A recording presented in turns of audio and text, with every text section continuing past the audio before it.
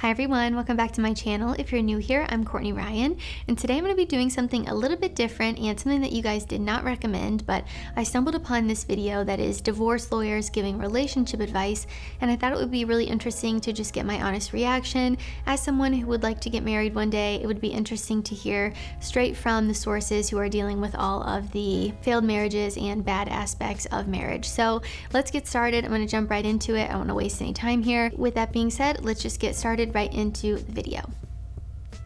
Marriage is like the lottery. You're probably not going to win. But if you win, what you win is so great that it's worth trying. It's worth buying the ticket and taking the ride. Okay. Half of marriages end in divorce or permanent separation. You know, 53% of marriages end in divorce in New York State. So if I said to you there's a 53% chance that when you walk out the front door today, you're gonna get hit in the head with a bowling ball, you would either stay inside or at a minimum you would wear a helmet. You know, you buy a house, they make you fill out 50 forms explaining that you understand the lead paint disclosures, you understand the loan, you understand everything. You get married, you don't get a pamphlet. You don't even get a piece of paper that says, oh, by the way, you just did the most legally significant thing other than dying you'll ever do. Oh my God. The fact that you're entering into this significant legal contract, but most people have zero idea what's actually involved in that contract and spend a lot more time figuring out what kind of cake we should have at the event, is a really strange thing to me. Take marriage seriously. I absolutely love what he said. Of course, I'm not a divorce lawyer and I don't know, the data or the specifics of everything, but I see so many people rush into a marriage without even knowing the person or without even really thinking about, the consequences or the ramifications that come with it, and they just rush into something with no thought at all, and it just is absolutely insane to me. Every time someone asks me, when are you getting married? When are you getting married? I'm just like, listen, this is the biggest decision I will ever make my entire life. Please do not rush me, and I will not be rushing my partner either because I don't want him to resent me. So I'm going slow. We're moving along into things. We're just going with the flow. I think too many people rush into marriage, and I think ultimately that is a reason why so many marriages end in divorce. People get married before they even know who they are or what they want in life. People rush into a marriage with someone that they don't even really know. It will not be me. So it will not be me. Let's go on to the next lady. If you want to be with a person who is social and very outgoing, then don't marry someone who is a homebody. This is who I want. This is what I expect. If this doesn't work for you, then you may not be the right guy for me. It's critical that those expectations are communicated early. You're not going to change all that much just because you're getting married.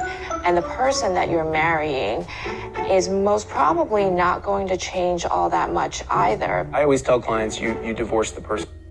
And you can't change each other. Someone has to want to change. If they aren't something that they necessarily want to be, they have to want to change that about themselves. I think people have this huge misconception that, well, I can change him. When we get married, he'll change. If he's lazy and doesn't do anything around the house, what makes you think when you get married, he's gonna automatically be Mr. Clean?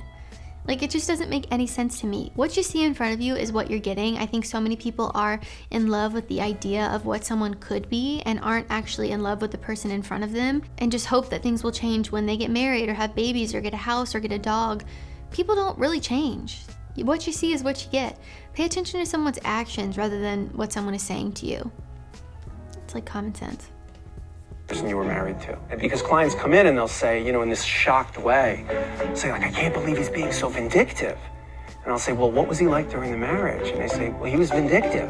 I can't believe he's nickel and diming me on all the finances. And you say, well, what was he like with money during the marriage? And they say, well, he was the kind of person that would nickel and dime everybody. Okay, well, why would you think he'd be different during the divorce? I think one of the most important conversations you need to have with your partner before getting married is about your finances. Doing a prenup forces the couple to have a conversation. With a prenuptial agreement, there is mandatory financial disclosure. Most people are out there making their own money, and by the time they get married, they have their own bank accounts and, student loans or credit card debts. And those are all sort of important things to know about the person that you're going to marry. I think what a lot of us...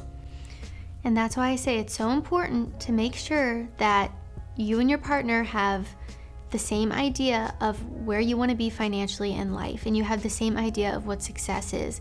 Because you get with someone who has no money and you think they're going to be rich, well, you're betting on nothing. I also want to know in the comments down below what you guys think about a prenup, because I think there's a ton of negative thoughts and connotations that come along with it, but I think it actually makes a lot of sense, especially if you're someone where, both of you are making a ton of money or you're making all the money.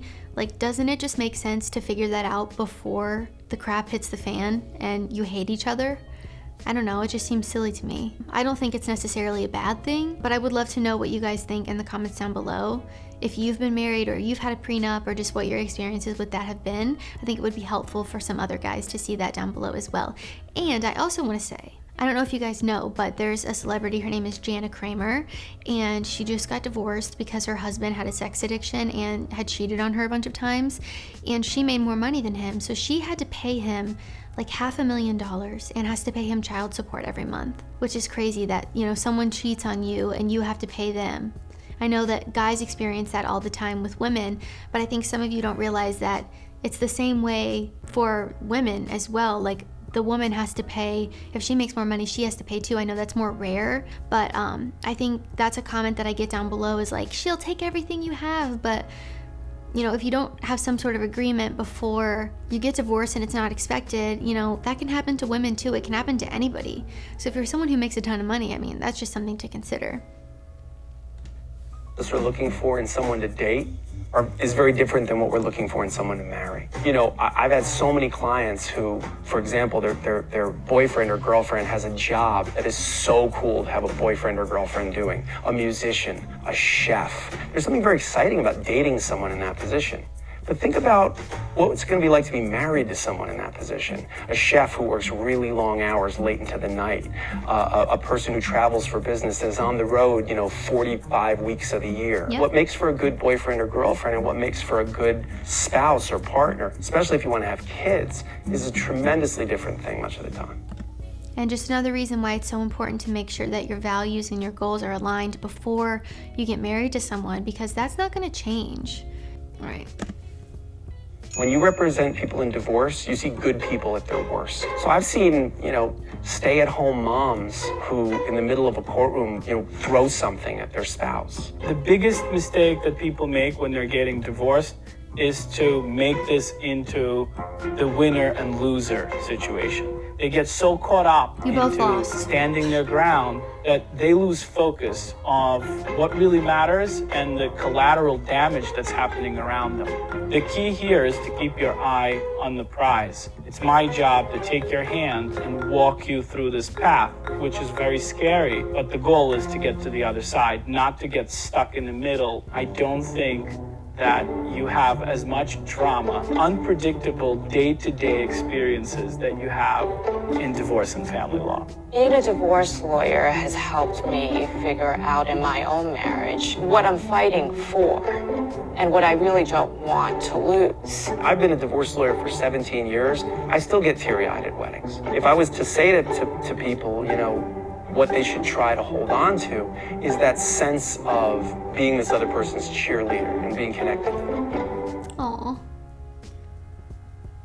So divorce is obviously a scary, sad thing, and I hope that none of you guys are going through that or have gone through that. If you have, I would love to hear down below your experience. Just, share your wisdom and let some other guys know what you've been through. It's obviously not ideal, and like I said, I hope that you guys have not been through that. But I think it's interesting, and I think that was actually really good advice and things that people should actually be thinking about before they commit to someone. They legally bind themselves to someone for life. I think people just don't think. They just don't use their brain at all because they're so infatuated or so overrun by hormones and emotions, and those things are great, and being in a relationship is so exciting and amazing, but I think it's really important to think about, the consequences and the things that could go wrong as well. And I don't think that's necessarily being a negative Nancy, but more of just being realistic and using facts and logic to back up your decisions, which I don't think there's anything wrong with. Like I said, would love to hear in the comments down below what you guys think. Ultimately, I thought that was really good advice.